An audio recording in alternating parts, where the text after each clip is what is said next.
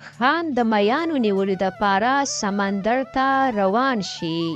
کله چې سمندر ته ورسي هلته کې کشتۍ کې کیني او کشتۍ روانه کی.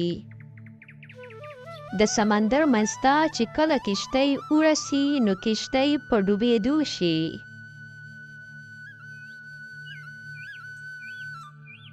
خان ډیرو کوششونو سره ځان د سمندر نه راوباسي او اوچې ته راشي.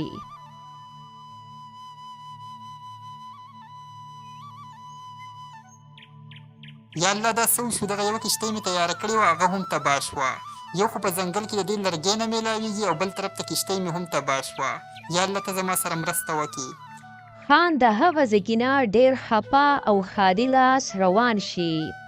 کله چې کور ته ورسي نو بیا ورته بیګم وایي: خانه ته خو خالي لاس راغللې، نه د سره کبان شته دی او نه د سره سامان، څه دې کړلو؟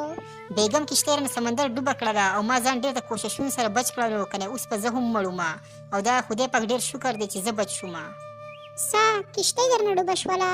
خانه د کښتۍ هېڅ پروا مه کوه، کښتۍ به بله جوړه کړې، خو شکر دی چې ته روغ راغللې. بیګم کښتۍ خو به بله جوړه کړم، خو د کښتۍ چې کوم مین لرګی دی هغه په ځنګل کې بالکل نه میلاویږي، ډېر په مشکله به راته میلاویږي. خو زه خیر زه سبا ځنګل ته ځمه، کوشش کومه که چېرته کې میلاو شي راته. په سبا خان تبرګی واخلي او د ځنګل په لور روان شي. کله چې ځنګل ته ورسي نو هلته کې لرګی ګوري، خو لرګی ورته نه میلاویږي. ډېر ګرځېدو نه بعد ورته یو ونه میلاو شي. زه شکر دی زه چې کومې ونې پسې ګرځېدم نو هغه ونه راته میلاو شوله.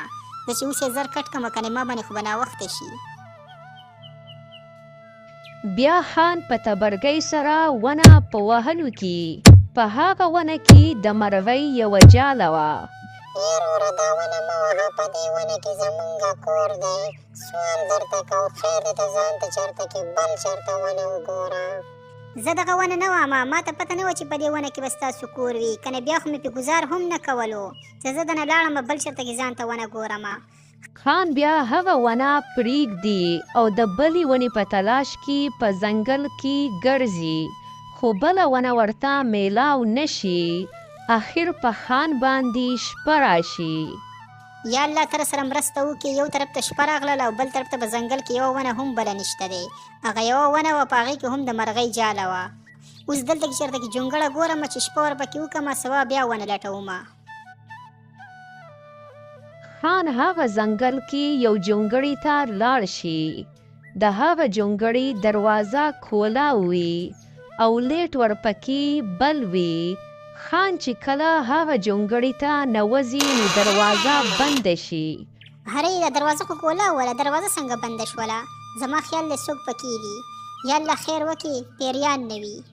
هلکه څوک نشته دی، زه دروازه یمه او دا راته ووایه ته زما په علاقه کې څه کوې چې دلته کې راغلی یې؟ ها دروازې زما لرګي والا کښتۍ سمندر کې ډوبه شوله او زه دې ځنګل کې کښتۍ والا لرګی ګورمه، خو ما ته هغه لرګی نه میلاویږي او بل طرف ته ما باندې شپه راغله. زه دلته کې دا شپه تېرومه، سبا به درنه بیا ځمه. هلکه تا ته به شپې دپاره زګی هم میلاو شي او تا ته به کښتۍ دپاره لرګی هم میلاو شي. زما 2 سوالونه دي، که د هغه سوالونو جوابونه دې صحیح راکړه نو تا ته به کښتۍ دپاره لرګی هم میلاو شي او شپې دپاره زګی هم. که چېرې د هغه سوالونو جوابونه دې غلط راکړه نو بیا به زه تا مړ کوم. که تیار یې دې ته نو ټیک ده، که نه د دې ځګي نه ځه. دروازې ستا شرطونه ما ته منظور دي، ته سوال کوه چې جواب درته درکمه. ښه، اوله سوال زما دا دی، هغه کوم څیز دی چې اوله کې په 4 خپو ځي، بیا په 2 خپو ځي او بیا د وخت تېرېدو سره په 3 خپو ځي؟ دا کوم څیز دی؟ هرې دا لا کوم څیز دی؟ اوله کې په 4 خپو ځي او بیا په 2 ځي او بیا په 3 ځي. خانه سوچ پې وکړه که نه مړ کوي دي.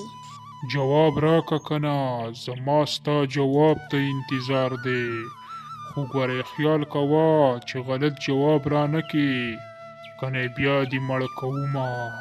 دروازې دا انسان دی، کله چې ماشوم وي نو په 4 خپو باندې ځي، یعنی په خپاړو باندې، کله چې غټ شي نو په 2 خپو باندې ځي، او کله چې بوډا شي نو بیا په 3 خپو باندې ځي، یعنی په امسا باندې. ها دا سوال خو دې ټیک کو. اوس دویم سوال واوره. تا سره یو کشتۍ ده، په هغې کې تا سره یو پلار دی، یو مور ده او یو ډریور دی. اوس کشتۍ ډوبیږي نو ته به کم یو کس بچ کوې؟ د دې سوال جواب راکا. دروازې زه به د کشتۍ ډریور بچ کومه، ځکه چې هغه به کشتۍ روانه کي او کشتۍ به ډوبول نه بچ کي، نو دغه شان به مونږ 3 واړه بچ شو. وا زما د سوالونو جوابونه تا ټیک کړه. ته اوس دلته کې شپه کولی شي او تا ته به سبا لرګي میلاو شي او ته به دې ځان دپاره کشتۍ جوړه کړې. ګلونه ماشومانو، دا کهانی په دې ځای کې باندې ختمه شوه. که کهانی ستاسو خوښه شوې وي نو دا ویډیو سره لایک کړئ او چینل د سره سبسکرایب کړئ.